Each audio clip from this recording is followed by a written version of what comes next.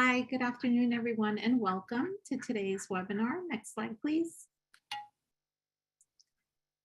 Welcome again to our webinar, New Jersey Comprehensive School-Based Mental Health Webinar Series. This is session 6, Suicide and Substance Use Risk Assessment and Prevention. Next slide, please. And on your screen, you'll see our upcoming webinar date. Our next webinar on session 7 on funding will be held on Tuesday, April 12th at the same time as today from 3 p.m. to 4:15 Eastern Standard Time. We hope you will join us. Next slide, please. And on your screen, you will also see our current offerings for our New Jersey school-based technical assistance calls.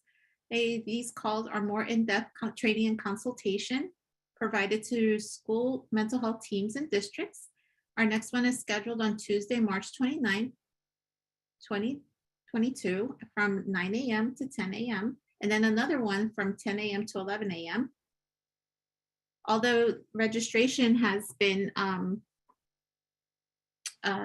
we have a limit on registration, we do also have a waiting list for those sessions.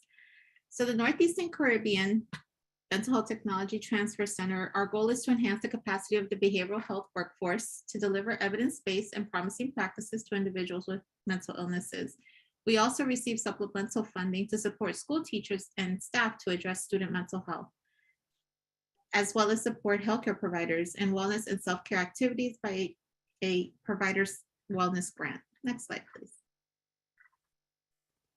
And if you're interested in staying up to date with the events that the Northeastern Caribbean Mental Health Technology Transfer Center is offering, we ask that you please sign up to receive our email newsletters and our email campaigns announcing our future training events. And you can do so by clicking on the bit.ly link that you see on the screen.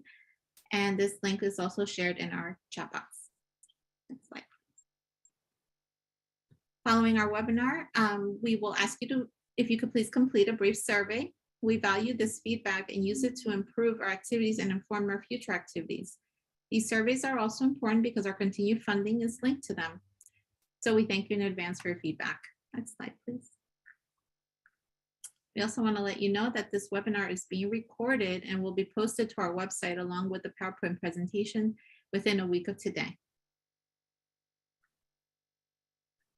This presentation was prepared for the Northeastern Caribbean Mental Health Technology Transfer Center under a cooperative agreement from the Substance Use and Mental Health Services Administration, or SAMHSA. All material appearing in this presentation, except that taken directly from copyrighted sources, is in the public domain and may be reproduced or copied without permission from SAMHSA or the authors. Citation of the source is appreciated. We ask that you please not reproduce or distribute this presentation for a fee without specific written authorization from the Northeastern Caribbean Mental Health Technology Transfer Center. This presentation will be again recorded and posted on our website. At the time of this presentation, Marian Delphin-Brittman served as Assistant Secretary for Mental Health and Substance Use at SAMHSA. The opinions expressed herein are the views of the speakers and do not reflect the official position of the Department of Health and Human Services, or SAMHSA. No official support or endorsement of DHHS or SAMHSA for the opinions described in this presentation is intended or should be inferred. Next slide, please. We encourage you to interact with our presenters during the webinar by using our chat feature. We ask that you please post any comments or questions you have in the chat, and I will collect your questions as we go and ask them of the presenter during the Q&A time toward the end of the presentation. During the webinar, our presenter may pose questions to you, so we please ask you to use the chat feature or the Q&A pod to submit your questions. Now let's begin our webinar. We have with us today Dr. Alicia Lukashko, Superintendent Beth Morsha, and Ms. Maureen Brogan. Dr. Alicia Lukashko works with the Northeastern Caribbean Mental Health Technology Transfer Center as a Senior Training and Consultation Specialist in School Mental Health. She is a faculty member at Rutgers University Behavioral Health Care and the Robert Wood Johnson Medical School Department of Psychiatry. Dr. Lukashko has a dual background in social work and public health, specializing in psychiatric epidemiology. She is a licensed therapist, a certified school social worker, and has extensive experience in program design, implementation, and evaluation. In addition to her current work in the areas of school-based mental health and peer support, Dr. Lukashka's research interests have spanned the roles of culture, discrimination, and trauma on health and utilization of mental health services. Superintendent Beth Norsha is the superintendent of schools in the Maple Shade School District in Burlington County, New Jersey. She has been superintendent for 8 years and has been in education for 25 years, all of them in Maple Shade, where she started as a second grade teacher. She has taught or has been an administrator in all 4 buildings in the district. Superintendent Norsha prides herself in working as part of a team and empowering others. Maple Shade's district equity team has also been asked to discuss their journey at Reese's Equity Leadership Network in the past. She lives in Marlton, New Jersey with her husband and 2 daughters. Ms. Maureen Brogan is the program manager for the statewide Traumatic Loss Coalition. The Traumatic Loss Coalition for Youth Program, or TLC, at Rutgers University Behavioral Healthcare is New Jersey's primary youth suicide prevention program funded by the Department of Children and Families. The TLC is an interactive statewide network that offers collaboration and support to those working with school-age youth. The dual mission of the TLC is excellence in suicide prevention and trauma response assistance to youth serving organizations following unfortunate losses due to suicide, homicide, accident, and illness. Ms. Brogan is a licensed professional counselor, approved clinical supervisor, and a diplomat at the American Academy of Experts in Trauma. She is a master trainer in evidence-based practice of suicide prevention, question, persuade, and refer, known as QPR. She is certified Talk Save Lives trainer for the American Foundation of Suicide Prevention and the assistant producer of Signs Matter, early detection online suicide prevention training for educators. She is a certified psychological first aid trainer for the National Traumatic Stress Network. So I will turn it over to our presenters, and again, welcome everyone.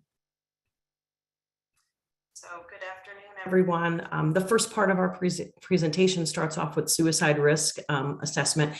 And this is really an overview. And I also want to start off by saying, thank you. Thank you for joining us today. These are difficult topics to kind of get our brains wrapped around. So I want to acknowledge your bravery, your willingness to open your minds to say, hey, this is important. This is affecting our kids in our classrooms, in our homes. So I just want to say thank you so much for taking time on your Thursday afternoon to join us. So we're going to move ahead and jump into some of the suicide prevention stuff. So probably don't have to tell this audience, like, obviously there's a need, but if you read the newspaper, and it was like front page on the Star Ledger at one point, was the increase in emergency department or the emergency room visits during the pandemic.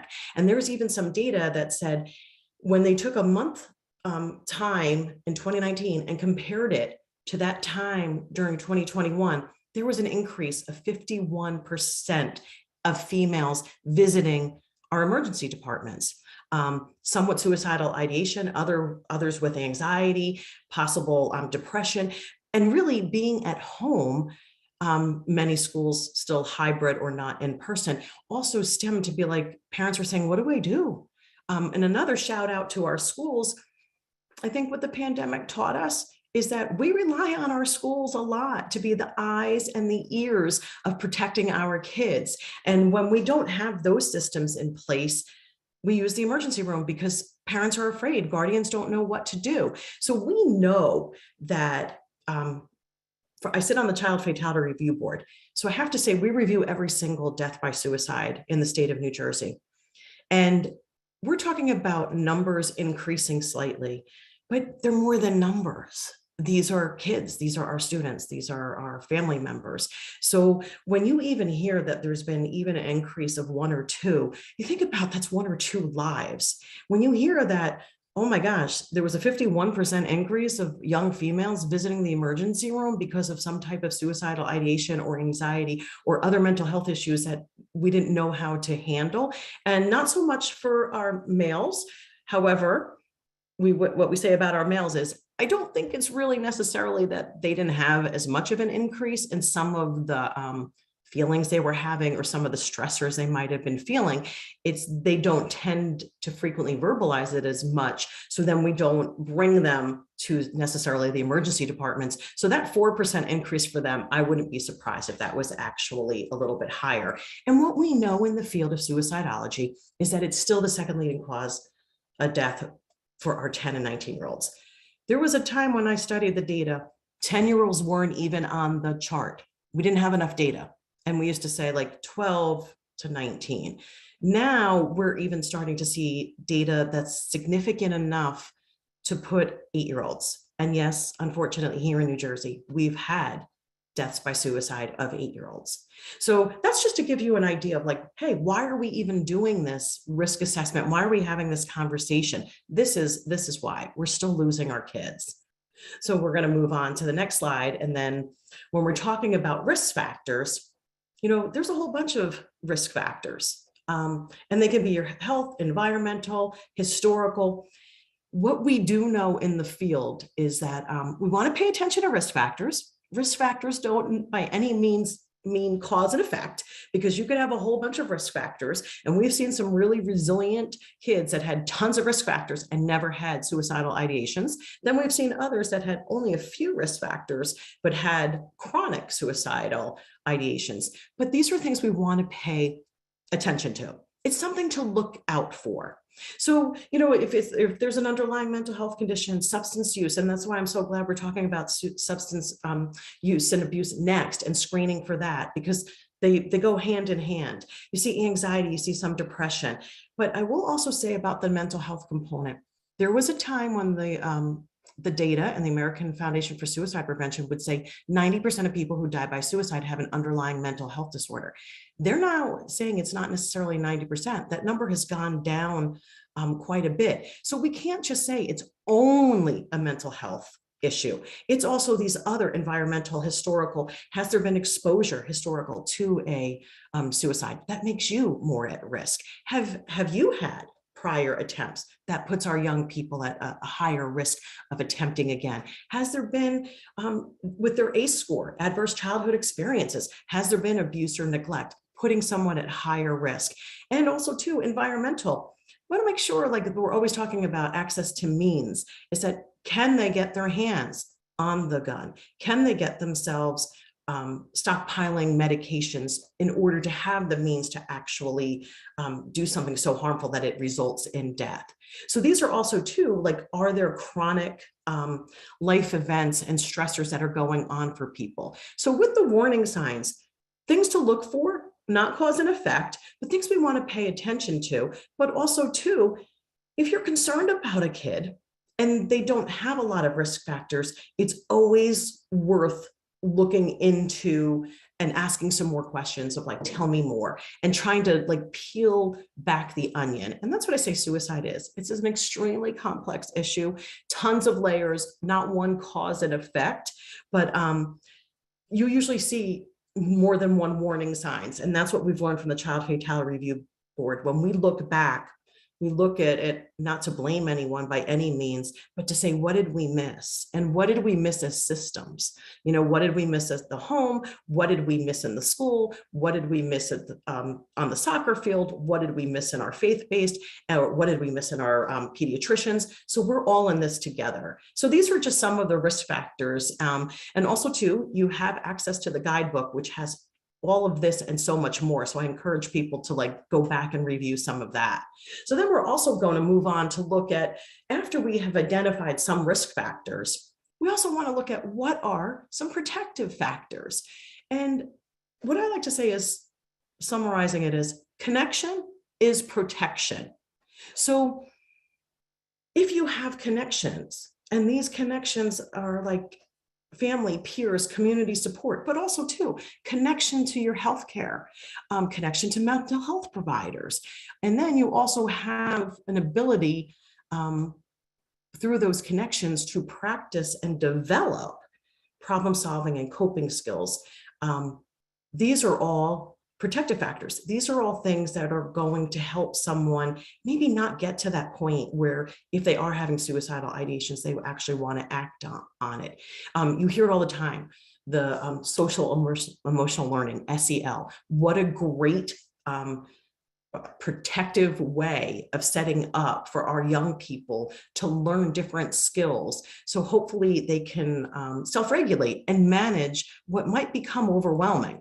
And also another extremely important protective factor is if you can limit the access to lethal means. So if you have a gun in the home, is it locked up? Is it double locked? Is it out of the way where someone you're concerned about really doesn't have access to it? In the field too, we say, if you're worried about someone, get it out of the house completely. In New Jersey, we do know it's a little bit difficult we can't shut down bridges and we can't shut down train stations. So we always know there's going to be certain areas that we can't completely shut off and push away, but we can put signage. We can make it more difficult. We can have it not so easy to access those for walkways on bridges and things like that. So we're even looking at how do we increase those protective factors. And also too, we know from doing some of our studies that right now, one of the methods that the means that people use to take their own lives, our young people happens to be suffocation, which is they're hanging themselves. So that's a really difficult one to kind of limit their access to means. So even if we can do that, we still need to do more than just limit access to the lethal means. We have to be looking for other protective and risk factors and resiliency in helping our young people. And also too, I think sometimes we minimize that culture and religion can really be important protective factors. Sometimes we lose how important, either if it's faith-based or something that's a ritual that becomes a part of who you are. Because again, going back to the connectedness, if you feel connected, whether it's to a higher power, if you feel connected to your cultural history, you're connected to something. That's going to be an extremely important protective factor. So now we have our risk factors, our protective factors. We're going to move on to getting into more of the meat of what we're looking for too, is what are we looking for in with our students? And also too, that there might be more than one warning sign. But this is really, if you're hearing this, or you're hearing people in your classroom, your hallways, the other thing I also say about suicide prevention is I love when we do responses and we're working with students and we're doing trainings. I love being in the cafeteria. I love walking the hallways, because that's when we hear some more of the spontaneous conversation rather than structured conversation. And you can sometimes catch on to, are they talking about killing themselves? Is some young person saying they feel really, really hopeless? Or I don't have a purpose. I don't know why I'm here. What's the use of living? Also too, Thomas Joyner did some really great research and work about why people die by suicide.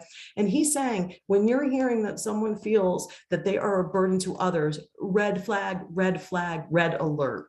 That is for him one of the big part of the social connectedness and feeling disconnected, or feeling that, you know what, my parents would be better off without me. My teammates would be better off without me. My girlfriend would be better off without me. Any of those things, when you sense that they're saying hey, they're kind of feeling, expressing that they may be a burden to someone, we want to pay attention to that. Or if they say I'm in constant pain and what's the use? That can be psychic pain. It can be physical pain. Sometimes in the field too, we forget to talk about the physical pain. There are some young people, whether they're suffering from lupus, eating disorders, different disorders that they have that actually create a lot of physical pain. If they're talking about a lot of physical pain, we want to make sure we're checking in on how they're managing the emotional and the mental health, mental pain that they might be experiencing. And also too, feeling trapped. And sometimes with young people, when you say, how do they feel like they're trapped? We see a lot of this in the juvenile justice system. When they feel oh my gosh, I'm going to court, and they are most likely going to have me go to a juvenile detention center, and feeling like there's no way out, or feeling that you've put yourself or your family in such harm, whether it's like gambling debts or an addiction, and you feel like there's just no way out. If you're hearing that kind of language, we just really want you to pay attention to these warning signs. So we're going to move to the next slide and talk a little bit about some of the behaviors. And these are just some, and I know you can all read, but if they're researching how you might end your life, and if they start to isolate and withdraw from activities that used to bring them joy, and now they don't do it anymore, sleeping too little or too much. And I think what's really important with these warning signs and these behaviors is I always say to people, what was this youth's baseline? What were they like in the world prior to like the last couple of weeks or the last couple of months? Because sleeping is really hard. You have teenagers that like sleeping until 12 or 1 might be normal for them. But if you have a kid that was always up at 9 to get to work or to go to the gym to work out or whatever, even on the weekends, and now they're sleeping till 1, then that's a difference that we want to pay attention to. Or if you had a kid that used to sleep through the night and be like, "Whoo, I love my 10 hours of sleep and this is great," and now saying I'm up every 2 hours, we want to pay attention to their sleep because there's been a change in their pattern. And that's the same thing with if they're, what's their social life like? If they were always very social and now they're withdrawing, that's something we want to pay attention to. If they were always on the quieter side, maybe a little more reserved, wasn't as social, that wouldn't become something that we're concerned about. But it could be the other extreme too. If you have a quieter child that all of a sudden is just, very active and very verbal and even sometimes too agitated, and it wasn't an agitated child, you're looking for that change in behavior. This is it. I laugh at this one, giving away prized possessions. And I laugh about it because that was the training in my master's program on suicide prevention. So going back 30 years ago as a clinician, and I was working on my master's in clinical psych, that was the big thing. Pay attention, Maureen, if some youth says they want to give away their prized possessions. And I think that was the extent of our suicide prevention. So I do feel that I'm obligated to go out and train people and say, yes, that still is an important behavior warning sign that we want to pay attention to, but there's so many other things that we need to include and pay attention to. So all of these things, withdrawal, aggression, fatigue, are just some examples, again, looking at that baseline and what their difference was. So then we move on to saying, how do we say, what do we do with this? Now we know we have a problem. Now we know what we're kind of looking for. But education, this is prevention. So we want to train our faculty, our staff. We want everyone, when it comes to suicide, it's a public health issue. It is not only a mental health issue, as we know from some of the research now saying it doesn't have to be 90%, it could be 50 or 60% of people have an underlying mental health. And we also want to include as many partners as we can. And we want to encourage help-seeking behavior. So again, for all of you school folks, so appreciate the work that you do, because when you probably signed up to teach or be in the education system, you probably didn't know you were signing up for all of these other things that you're an important partner in this work. So again, thank you for the work that you do. So then we move on from what are we doing? What are some things that we can do? And there's so many more. And it's really what fits in your school, what works. It was mentioned that I'm a master trainer in QPR. One of the reasons that I really do like QPR is it can be delivered in 1 to 2 hours.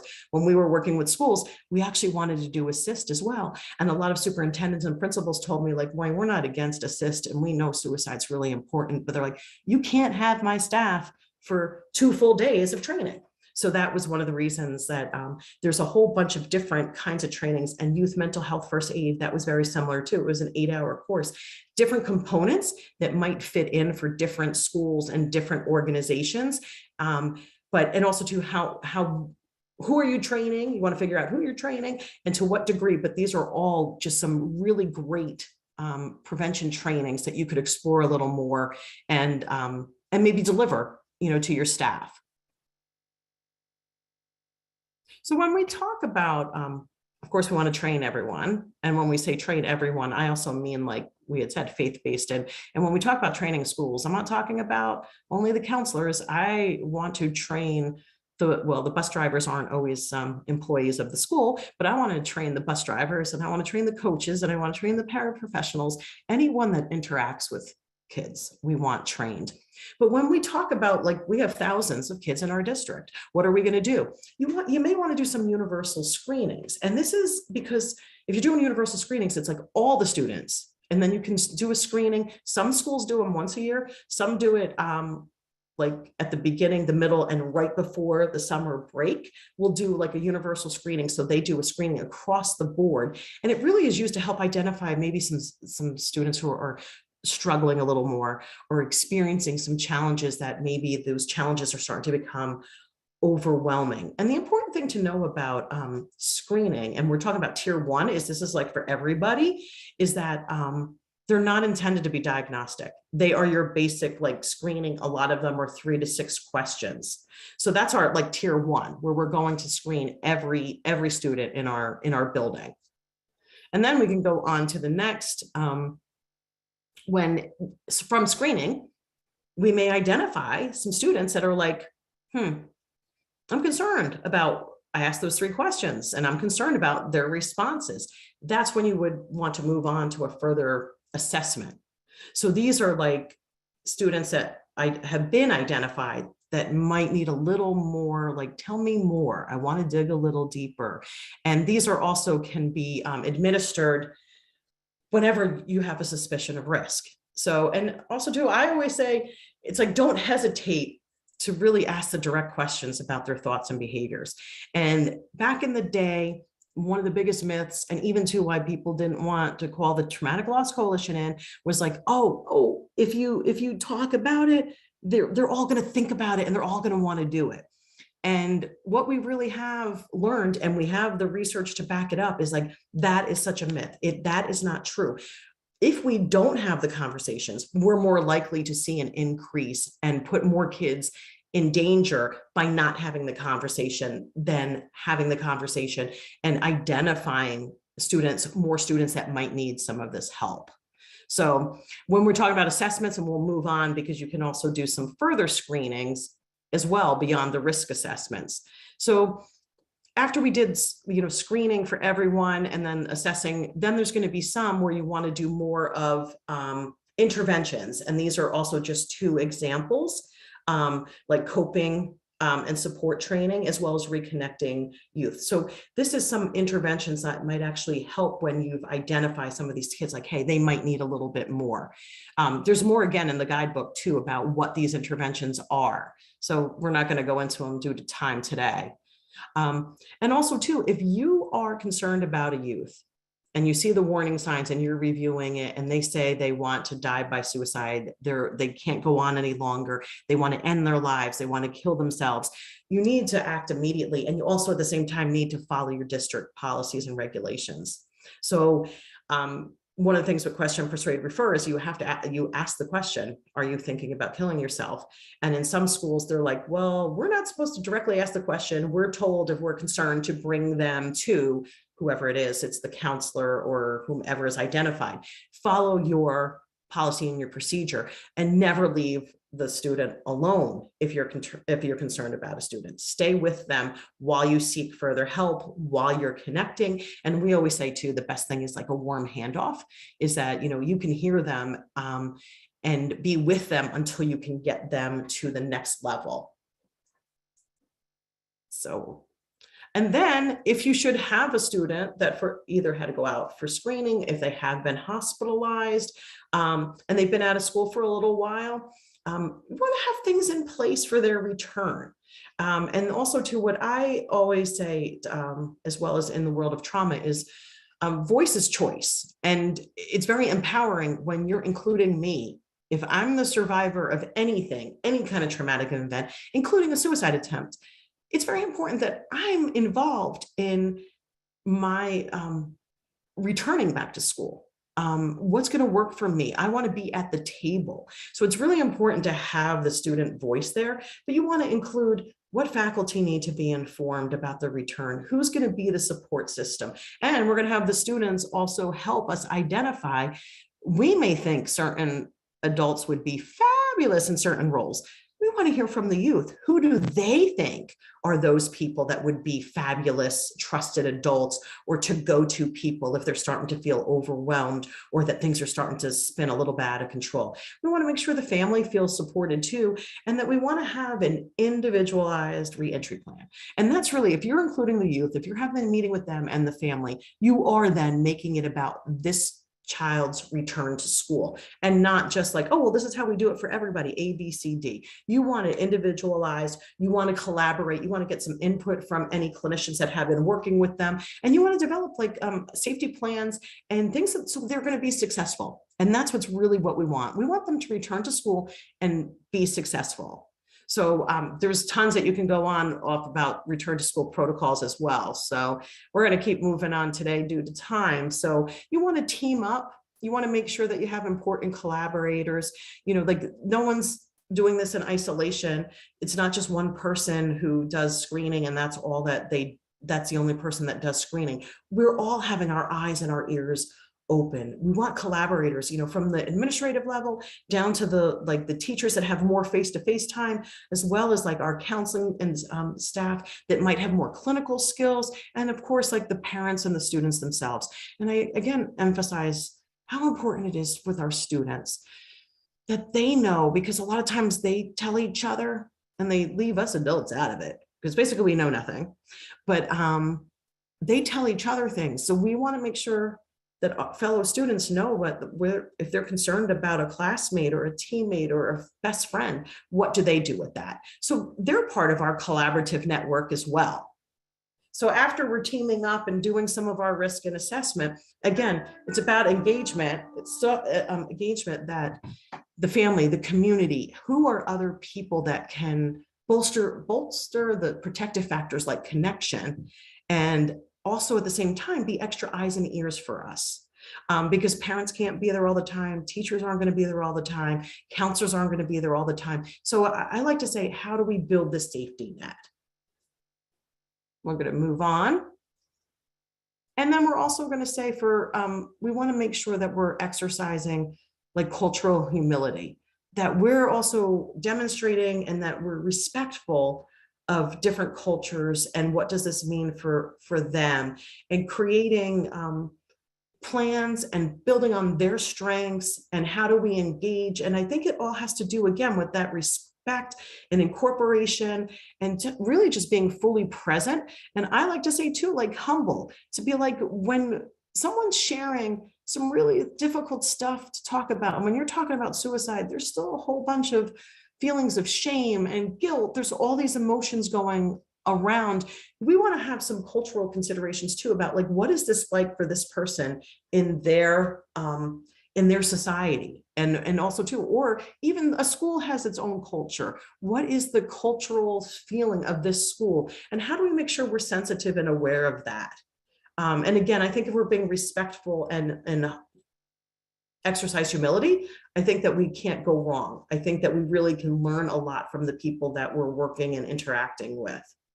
So that's really about what we're going to go over today with the suicide risk assessments and prevention. And now I'm going to hand it off to Alicia to tell us a little bit more about how would we continue this with substance abuse, another important topic. So thanks, Alicia.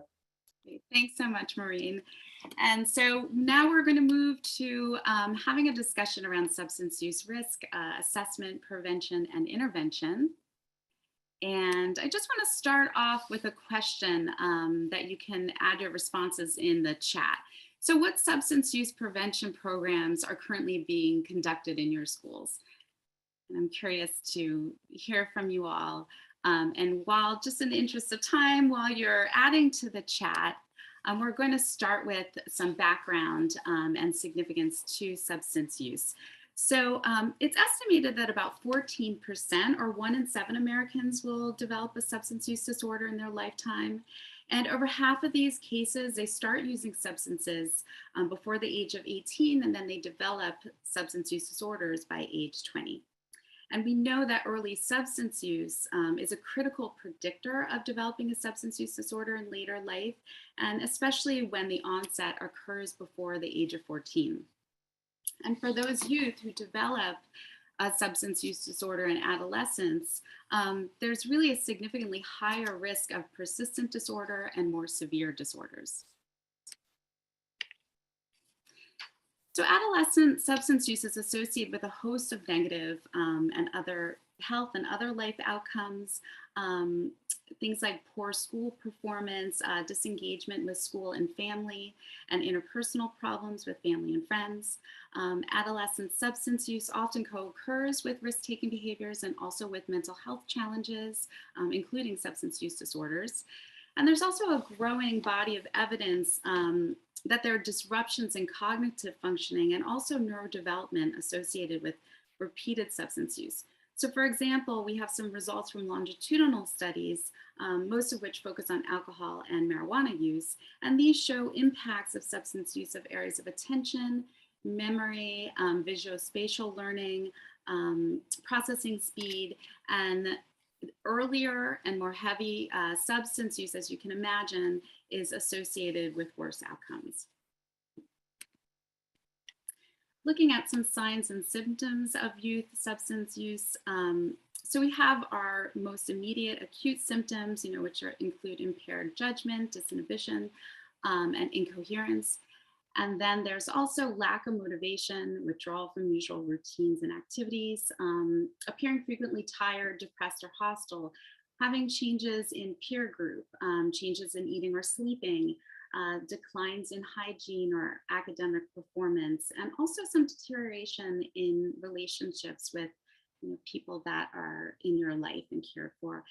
And I want to note that these symptoms, they overlap with a lot of others for indicators of mental health needs or mental health challenges. So it's always important to look a little deeper and try to get a better sense of what's going on with students.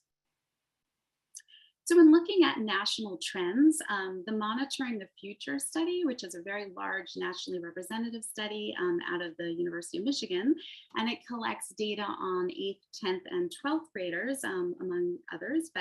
And this reveals that alcohol and marijuana, they remain the most widely used substances by adolescents. And here we're looking at data between 2010 and 2020.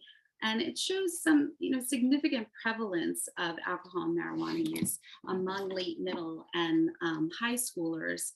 And this, exists despite some declines that we see with alcohol use, which have really leveled off. And then when looking at past year marijuana use, this remains largely steady during this time period. And interestingly, when we look at 2021 data, it shows some pretty substantial declines in most forms of drug use, which might be surprising, including vaping, which saw drastic increases over the past few years and since 2017, when the data on vaping was started to be collected. And researchers really attribute the recent drop to, in part, to changes in perceived risks and attitudes, but largely because of perceived changes in perceived availability of substances. So it's understandable given the circumstances around the pandemic and less social engagement, and also spending quite a bit of more time at home with parents and other caregivers. It'll be interesting to see what occurs and whether these declines hold as social engagement increases. And I'd like to just mention a little bit about adolescent brain development and substance use, and why it's such a vulnerable period when it comes to substance use and substance use disorders. So during teenage years, parts of the brain that control emotion and reward are developing, very quickly. Meanwhile, those that help with sound decision making and impulse control, those aren't developing at the same rate. So it really leads to an imbalance where there's a strong drive to maximize pleasure and minimize pain, but then a limited capacity for good judgment and decision making. Looking at risk factors for substance use, we can look at these in 3 different domains: individual, peer, and family community. Among individual risk factors, we can see poor self-regulation, poor executive functioning, externalizing problems and behavioral problems, and also challenges with academic work, school failure, with peers, things like peer rejection and isolation, peer drug use among adolescents. And then in the family and community domain, poor family functioning and conflict in families plays a big role. Inconsistent discipline and low involvement of parents and other caregivers is important. And then, as can be expected, parental substance use disorders and other mental health disorders among parents play an important role, as well as trauma and neglect in the home and community.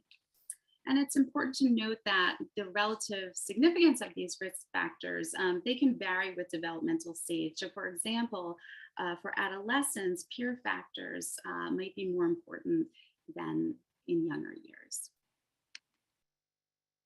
And moving on to protective factors, given the risk factors, it makes sense that the protective factors, often just the flip side, include good self-regulation skills, strong executive functioning, and academic competence. In the peer area, really, building those effective interpersonal skills and positive peer relationships. And for families, having strong family functioning, consistent support of parents, and also what importantly when looking at schools, school and community engagement is associated with less risk. And keeping these risks and protective factors in mind, we're just going to talk about substance use prevention and intervention in schools. And some of the key components that have been shown in research to be associated with most effective programs. So to begin, one is a focus on protective factors and risk factors. As we've reviewed, effective programs really look to strengthen protective factors, reduce the risk factors. Most effective programs are also interactive, and they incorporate more than one component. So for example, there might be a school-based component focusing on individual risk factors, and then combined with a family component, which focuses on those. Early intervention is key, especially within attention to major school transitions, like transition from middle school to high school. And programs really should be focused on being longer term, having repeated sessions. And another important note is having boosters in later years so that knowledge and skills are reinforced. And one thing I want to emphasize is that reducing risk and enhancing the protective factors for substance use really contributes to a wide array of positive outcomes for students, supporting academic success and general well-being. And it really maps on well to a lot of other programming that's already in place in schools. So looking specifically at the elementary school level, most successful programs enhance academic success, particularly in the areas of reading, self-control, social problem solving, emotional awareness, and communication. And among middle and high schoolers, many of the same factors or elements focusing on academic supports and study skills, communication skills, healthy peer relationships, really trying to build assertiveness skills and self-efficacy, as well as work with anti-drug attitudes and refusal skills. And one other thing that's important really to note about middle and high school programming is these prevention programs should really address all forms of drug use and abuse, whether alone or in combination. And it's important to know the type of drug use that's particularly problematic in a community and be able to incorporate that in the programs. So looking at substance use prevention through the framework of the multi-tiered system of supports, we see in Tier 1 or universal, the universal level, programming is geared towards all students, and it focuses mostly on primary prevention and health promotion. One of the main goals, again, is to decrease risk factors and bolster protective factors, and that's really a pillar across all levels. And one example or two I have here of evidence-based universal programs include Life Skills Training Program and Project STAR. And I just want to note, as Maureen mentioned, that we do offer a resource list included in these slides. And you can also refer to the New Jersey Comprehensive School Mental Health Guide for more information, and including additional programs, evidence-based programs. At the Tier 2 level, this is targeting students at higher risk for substance use, early substance use, and again, focusing on building the protective factors and reducing risk. And these students who could benefit from this level of support, they may be identified through those universal screeners and psychological assessments, in addition to referrals from schools, parent and students. The Strengthening Families program is an example of a Tier 2 evidence-based program. Looking at Tier 3 or indicated interventions, this supports students who've already initiated substance use and those who may show signs of early onset SUD. The primary goal at this level is to mitigate ongoing risk and really prevent symptoms from getting worse. Substance use screening tools could be used at this stage to identify students who would benefit. In addition to the referrals, individual and group counseling may be incorporated at this level, and community referrals as needed are a key component. And one example of a program that's at the Tier 3 level is Project Towards No Drug Abuse. So here we're looking at screening and assessment, which can involve universal screening and psychological assessments, as we mentioned, but also more specific substance use screening tools. And when we're looking at universal screening, that's really intended to identify students with risk factors for substance use. Some examples of these universal screeners are the Strengths and Difficulties Questionnaire, the SDQ, which many of you might be familiar with, as well as the BASC, which is a longer assessment and not really a screener, but the BASC-3 Behavioral and Emotional Screening System, the BESS, that is a screener that's quite a bit shorter. And looking at substance use screening tools, these would be used to identify students at risk for an SUD and also assess the severity of substance use. Some examples are screening to brief intervention, and also the SBIRT for screening brief intervention, and referral to treatment, which is more of a system. Now, as many of you know, here in New Jersey, the state legislature really set the groundwork for comprehensive substance use prevention and intervention in schools, really ensuring that all children in every district have access to evidence-based prevention and supports. All New Jersey schools are required to have in place a comprehensive program of prevention, intervention, referral, and continuity of care. And the New Jersey Administrative Code that provides a good guideline for districts to establish these programs in line with the state requirements. Now, we don't have time to go into detail about the specific legal requirements, but I do want to highlight a few features. In line with evidence-based guidelines that we reviewed, prevention components are intended to reduce or eliminate incidence, prevalence, and risk factors, as well as increase knowledge, skills, and other protective factors among youth, as well as involve the school community. When looking at intervention and referral components, it really includes clear protocols for reporting, notification, examination of students, and that also involves community referrals for evaluation and treatment, as well as engaging students and parents in the process. The continuity of care component ensures that students in treatment receive continued educational programming and services, and also focuses on re-entry after treatment absences to ensure that that's smooth and that appropriate supports are provided, taking into consideration not only the academic needs of students, but as Maureen was mentioning too, the socio-emotional needs of students. In-service trainings are also another requirement, as many of you know, on substance use prevention and intervention.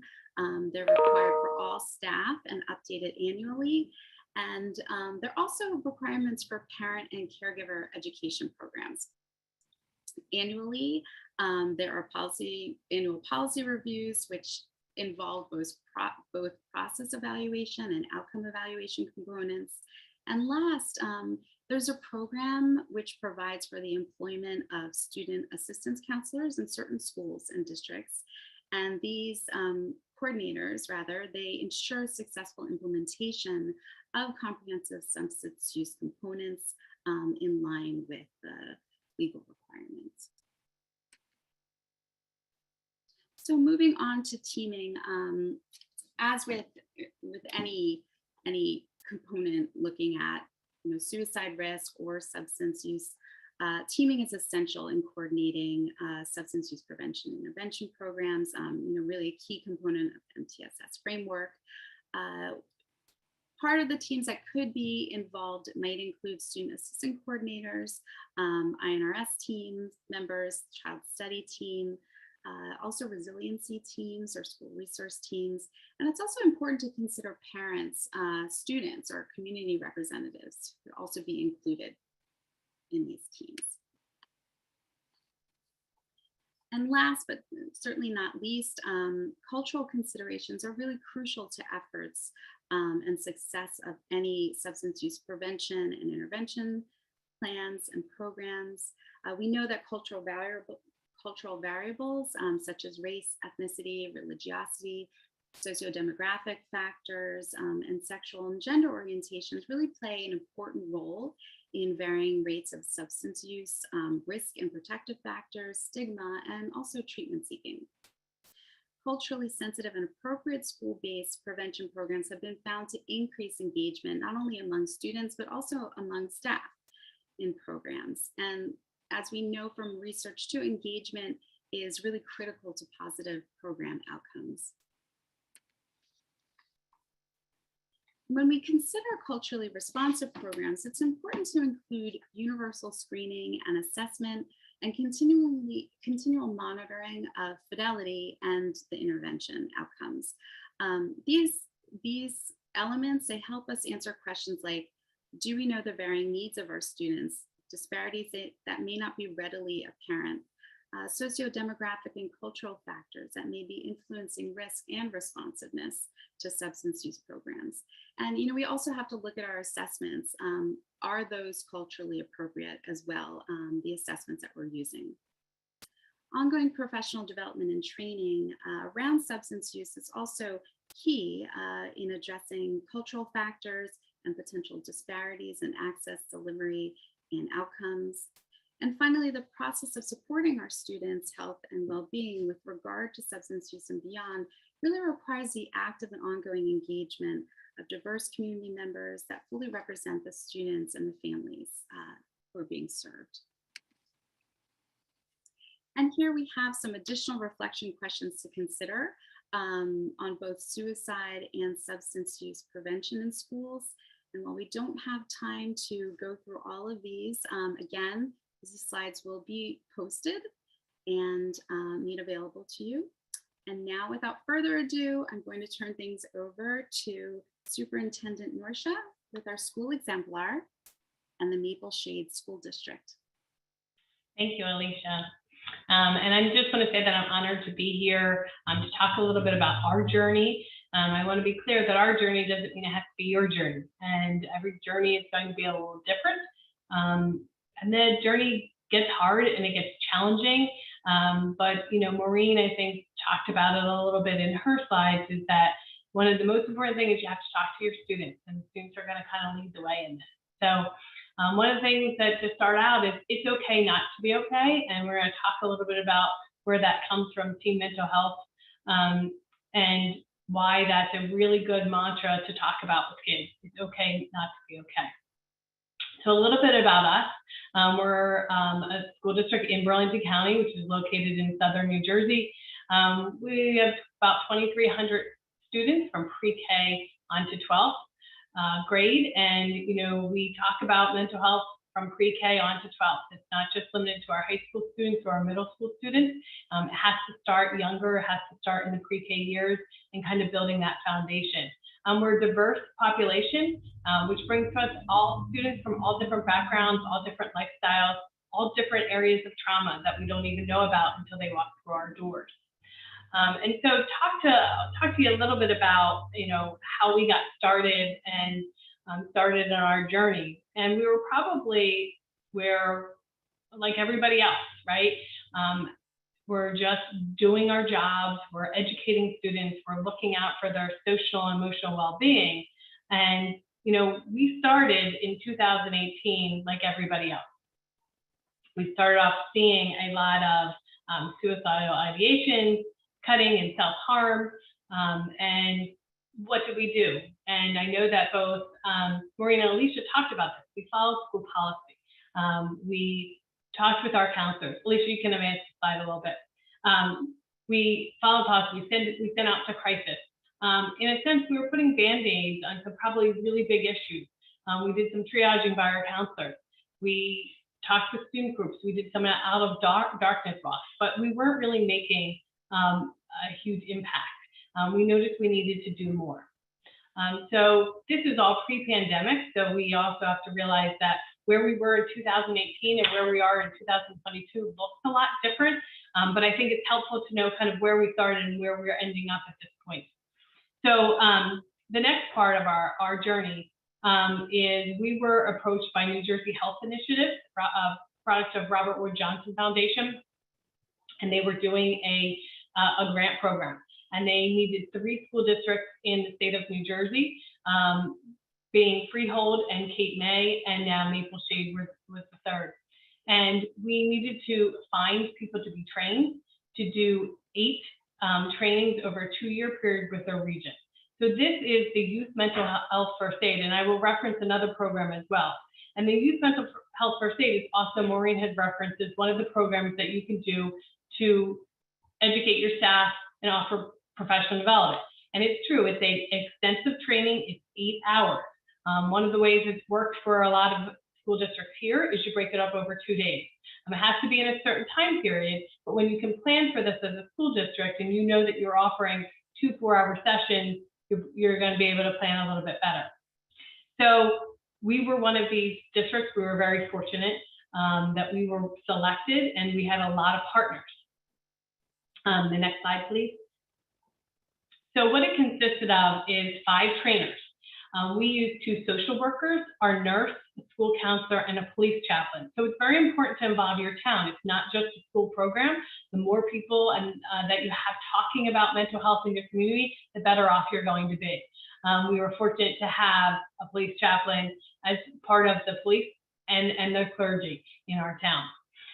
So we also had the Mental Health First Aid USA and the Mental Health Association of New Jersey ran the training. So we had a lot of outside groups coming in to help us in our path. And you probably need that at first. You need the support as much as sometimes as school administrators or teachers, we feel we can certainly know the talk and know how to help students. Without the true mental health professionals coming in to help us, we didn't even realize we were not always doing the correct thing. So we conducted 8 trainings, at least 2 per person over the course of 2 years. And all these trainers that you see in that picture is my 5, had to kind of go out and find their training. And it is kind of easy because when you want to talk about mental health, people want to help students. They want to be able to say, how can I help? I will help you. So we trained educational assistants in a lot of schools in Burlington County, all of them in my school. We did teacher training, nurses from the county all came, parent groups, community members, school administrators. Anyone that wanted to have a training, we were going to send our staff there.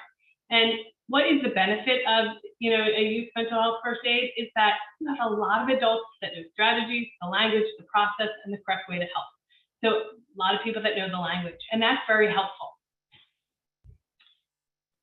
So the next part of our journey, and that was in 2018, in the spring and summer of 2019, we were approached by John Hopkins, and they were interested in evaluating teen mental health first aid training. So it's different. So we had the youth mental health first aid, which was training adults, teen mental health first aid training students.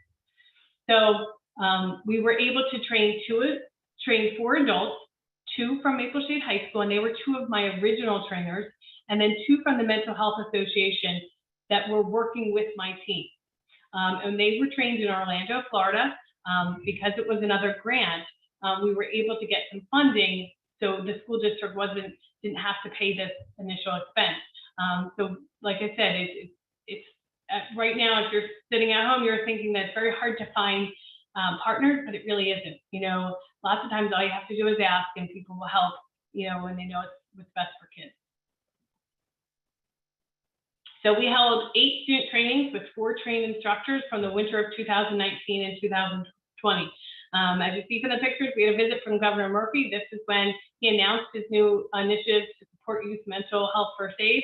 And you see in one of the pictures that Governor Murphy actually spent time with the kids and listened to what they were talking about in class. This is a great experience for our students and for our staff. It's also to show the importance that New Jersey has in training people in mental health and how important it is. So during this year, and I will talk a little bit about what kids are, a little bit later, what kids are talking about when they talk about this training. But at this point now, we have our adults trained and we have some of our student population trained. But we also know kind of where we were in the 2020 and kind of what happened at that point in the pandemic. So we had just finished this in February, and the pandemic happened in March. It changed the landscape of schools and kind of some of our methods going forward. The next slide, please.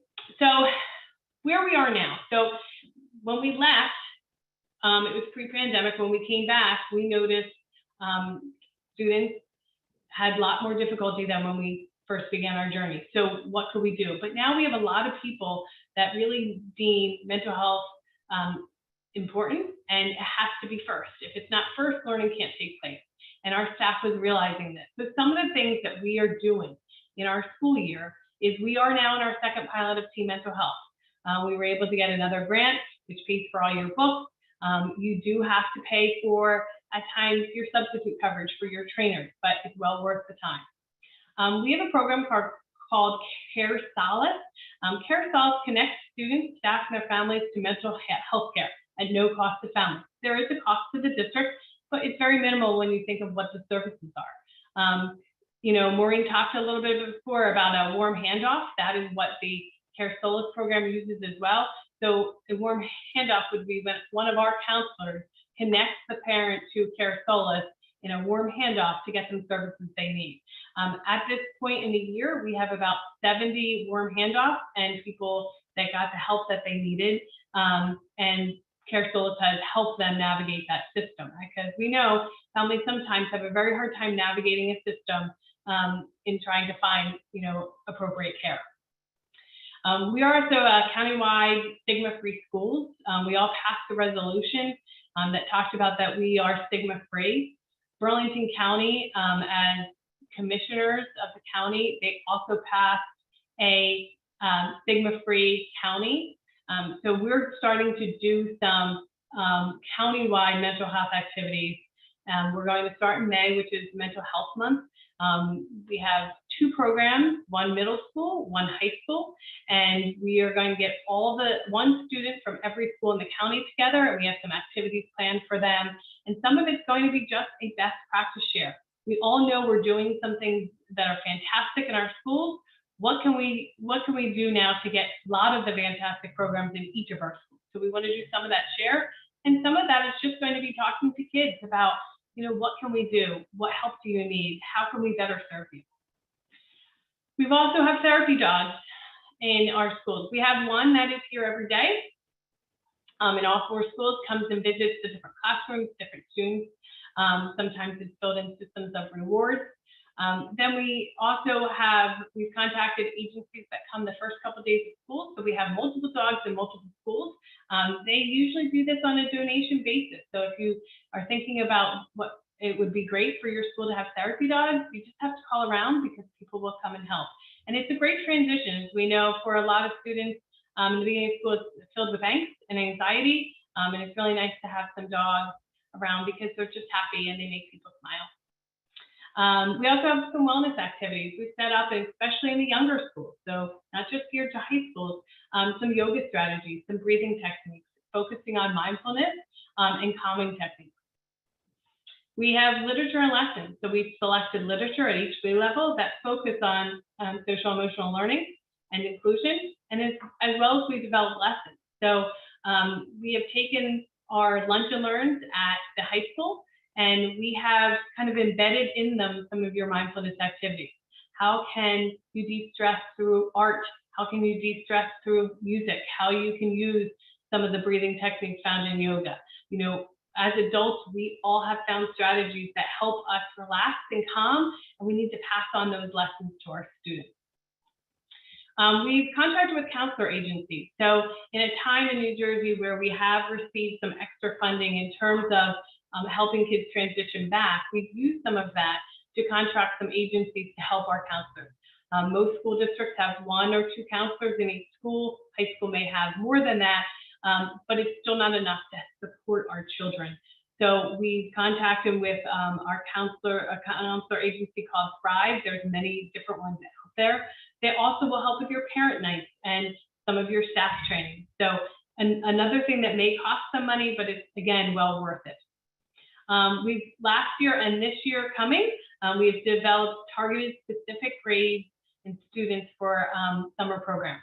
So we've looked at students that may be at risk, that may want to come in the summer. We offer a social emotional learning kind of camp that works on their social skills, that works on emotionals, different strategies of just, you know, mental health. And we do this for a couple of weeks each summer. So just to touch real quickly on the main goals of Team Mental Health First Aid, because I do think it's important when you have students helping students, and they just learn the skills that they need to help their friends. They do receive a manual. It is just like a course that you saw in the picture with Governor Murphy sitting with the students. They are taking a class. It does have them pull out of another class, but it's for only 8 sessions that they have to get pulled out, and we do rotate the schedule. And they just recognize some early warning signs that a friend is developing a mental health challenge, just like an adult would. However, we know that peers could see signs a lot sooner because they dialogue through text, they dialogue in email, where they see each other a lot more than adults may have conversations with them. And then the next slide, just again, would talk a little bit about the main goals, right? They do a lot of role playing in this class. It's not just a textbook and they're listening. They have to role play how they would talk to a friend about mental health. How would they get an adult involved? So very hands-on technique. So when we talk about some of the challenges and hurdles that we've experienced in this, it's always money in school districts, right? We never seem to have enough to do all the programs that we want to do. So you have to find partners. And we were funded through a grant to the Mental Health Association of New Jersey by the New Jersey Health Initiative. And then we were also Born This Way Foundation, which is the Lady Gaga Foundation. And they covered all the price and the training. So, some of that is you just have to go out and kind of like network and find people, and they will help with the cost. Time, right? Time in any of these programs. We had to pull students from different periods. They do miss some of their academic time, but we still stand behind the concept that if kids are not okay, they're not at their potential. So we have to do what's best for them first, is address any of their mental health challenges. And time to put in all of these programs. But if you have a team together, everybody will use their strengths to find out what they can do to help the team and put in what program. And you have to have some buy-in, and that, as many of you in the classroom or in the schools will know at this point, is sometimes hard. Not every family or student believes in mental health education strategies or social emotional learning. There seems to be a lot of things out there in the public about SEL, and families are against it. But I think you just kind of have to keep chipping away at that and talking about that. We care about student safety at all times, and that's the most important thing. And just a few of this, you've got your successes and testimonials. These are what real kids in my school have said about the programs, right? They talk about that, I feel like I could have handled someone else's problems better if I learned how to do better in the future. They talked about the course of stress, what we should be doing to help a friend. All this is very important. And there's some more. But I just want to, there's just some more testimonies, and you'll see it when you get the slideshow, and it's really helpful to talk about what kids talk about. But what did we learn through this stuff? We learned that even the smallest step makes a big difference. You've got to start somewhere. Start with therapy dogs. Start with having just kids talk about what they need, right? Starting with the small stuff. And I want to just say that, you can click on this link later, but it's Remember the Tale of the Starfish. And it's the story of the little girl or the little boy that was putting a starfish in the ocean, throwing them back in, and someone commented about why, there's millions of starfish. How can you expect to help all of them? And it made a difference to one. And that's how you have to start. You make a difference to one student, one at a time. And that the other lesson is people are willing to help. You just need to ask them. You find the partners, create your teams in your school, and people are willing to help. You just have to ask.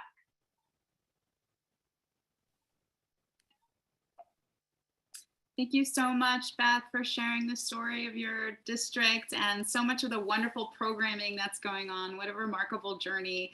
And again, just to let everyone know, you do have access to the slides later on. So I didn't mean to cut off some of those beautiful testimonials, but feel free to return to those.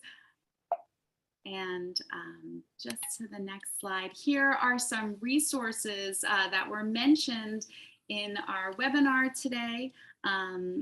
You can access these resources. They're also available in the guide, and they'll be available with these slides. And I want to move now to some questions. You can include some questions in the Q&A, although in the interest of time, I think we might have had some that are already submitted. Yeah, I can take that, Alicia. So yeah, thank you to all of our presenters. It looks like we have one question specifically directed at Beth, and I think it comes well off of your last point there of, people are willing to help, you just have to ask. And the question is, can you provide some examples of how you are able to get community and parental/caregiver buy-in as it relates to implementing your school mental health framework? Sure. So one of the strategies we used was to hold, and remember we were kind of in the pandemic, but we held just virtual conversations just like this. We were able to talk about all the benefits of the program and what we're seeing. And I think the more open we were with parents, they understood that it was definitely a need in our schools. So it's just having that open communication, as well as platforms for parents to ask questions in case they did have questions that they were not sure of what we would be teaching their child. Thank you so much. So all about having those open lines of communication and opportunities to kind of share. And we do have one question now for Maureen, and it's, what can schools do to support their school community after a student or staff has died by suicide? So of course, I would suggest that you don't hesitate to call the Traumatic Loss Coalition, and we're out of Rutgers, because we can help support the administration and guide, but we could also, if needed, send out teams to support. And really, again, it's with the engagement, it's with the contact. It's listed in your resources too. I think the AFSP toolkit for after a suicide.